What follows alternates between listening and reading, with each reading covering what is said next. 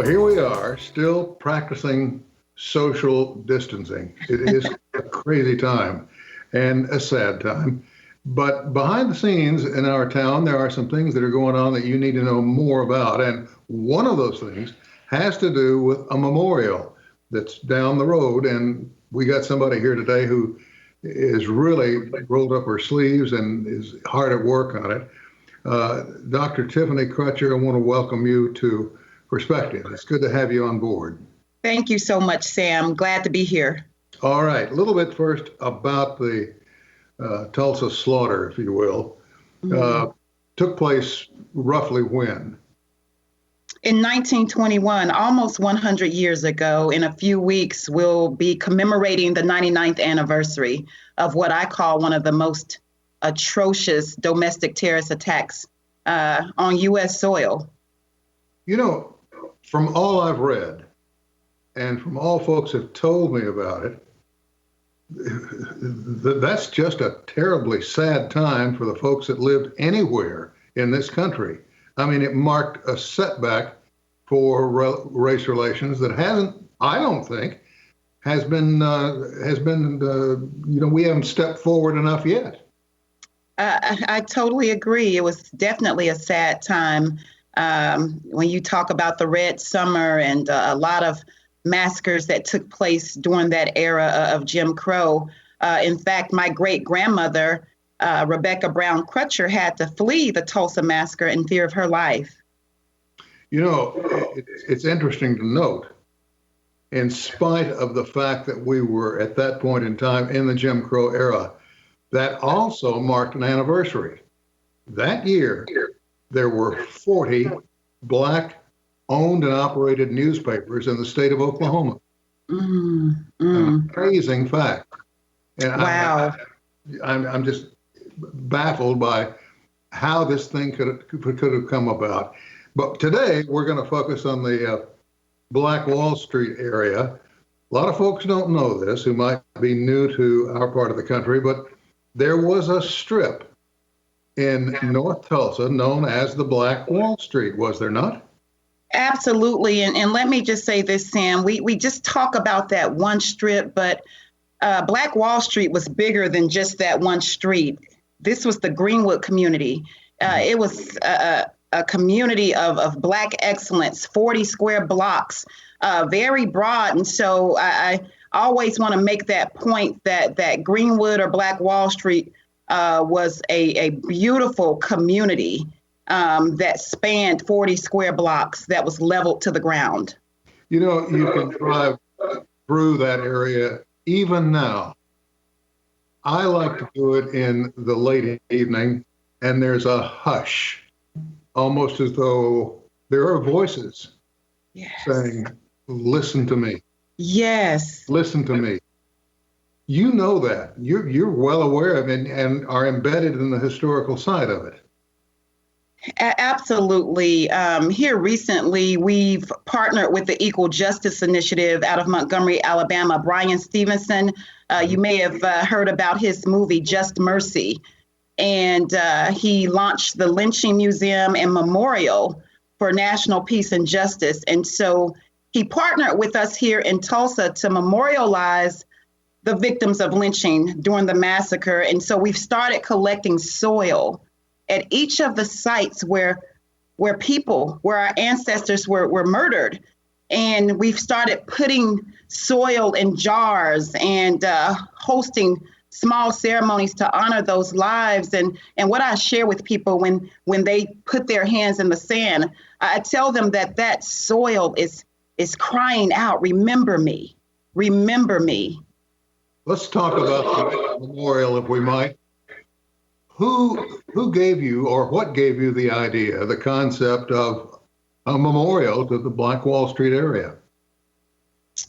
Well, being that I'm a descendant of a survivor who's no longer living, Rebecca Brown Crutcher, and really what inspired me, Sam, was the killing of my twin brother right here in Tulsa, Oklahoma, and trying to just work through that pain of dealing with our racial terror violence of today, because I still feel that was cold-blooded murder. And when you think about the narrative that took place, that he was a bad dude, you can reflect back, on history and draw a lot of parallels where, that same narrative was prevalent back then, stating that Black people were responsible for the massacre. And and even with slavery, this narrative of racial difference that caused us to be enslaved for 400 years, or, become the help, or, not be able to vote. And so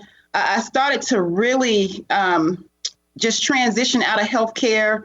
And I wanted to just get involved in this fight and fight for justice and equality, and see if I could be a part of that healing process to bridge the racial divide. But I realized that I couldn't get to that point of reconciliation without sharing truth and speaking truth to power and educating, our children on what took place. And for me, Sam, I didn't know about the massacre. I didn't know that my great-grandmother had to flee. It was almost literally erased from the history books. And as you know, I went to Booker T. Washington High School, one of the best high schools in the state. I went to Carver Junior High right there on Greenwood. I went to Emerson, and not one iota of this Tulsa race massacre in Oklahoma history. And so I decided to make it my charge to right that wrong and make sure that future generations learn about what happened under their own feet, and that the same thing isn't repeated. But you can't have reconciliation without truth. And that was one of my biggest goals. And that's my goal today.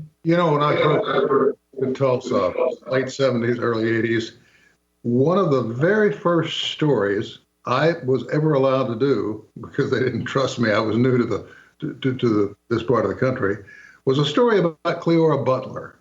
Now, Cleora Butler's mother was a cook for a family, one of the oil families here. She collected hats. She brought her daughter, Cleora, into the kitchen and taught her to cook, and she learned all the recipes. But one of the most amazing things I discovered was that when, let's say the big bands, Cab Calloway or Duke Ellington, came to town, they'd play two shows. They'd play a show in South Tulsa, then they'd play the next night in North Tulsa, which staggers the imagination. To me, why not play one big show for everybody? And it took me the longest time to get a handle on how things were back then, And we've come a long way, but good Lord, there's a long way to go yet. Wow. Yeah. I always say that, things really haven't changed. Brian Stevenson says slavery didn't end in 1865. It just evolved because of all these different eras of Jim Crow and the civil rights movement, mass incarceration, now police brutality and gun violence. We've had a lot of freedom fighters fight for us, but our work is not done. And so we're dealing with our issues of today. And Martin Luther King said it best: every generation has the responsibility to address the needs of its time. And so I'm taking on the mantle and standing on the shoulders of giants, trying to do my small part. Well, you're among pretty heady company, kid. You're doing a great job. What do you have in mind for the memorial? Well, it really bothered me, Sam, that when we talk about Black Wall Street and commemorating the centennial, all we talk about are the businesses that were destroyed. But I've never really heard people talk in its entirety about the lives that were lost. We have the Oklahoma City bombing memorial, the 9/11 bombing memorial, Holocaust markers and memorials all over. But nothing to honor or show deference or memorialize Black bodies that were lost, dumped in mass graves, dumped in the river. And there's still no accounting. And still no accounting.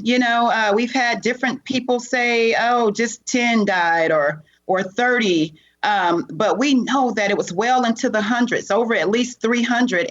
And so I want to make sure that we build the city's first comprehensive memorial dedicated to the 300 plus lives that were lost to this atrocity. And I'm so excited that we'll be able to make it a park-like feel, have prayer benches, quotes, art, murals, sculptures, bronze sculptures, and a prayer wall, a wall for racial healing, because that's what it's all about at the end of the day. But we need for people to come. And when we've hosted these small ceremonies, these soil collections, which is the precursor to what's to come within the memorial, we've partnered with white churches and Black churches and people from various backgrounds. And I've been moved every time, especially by my white friends, my white brothers and sisters.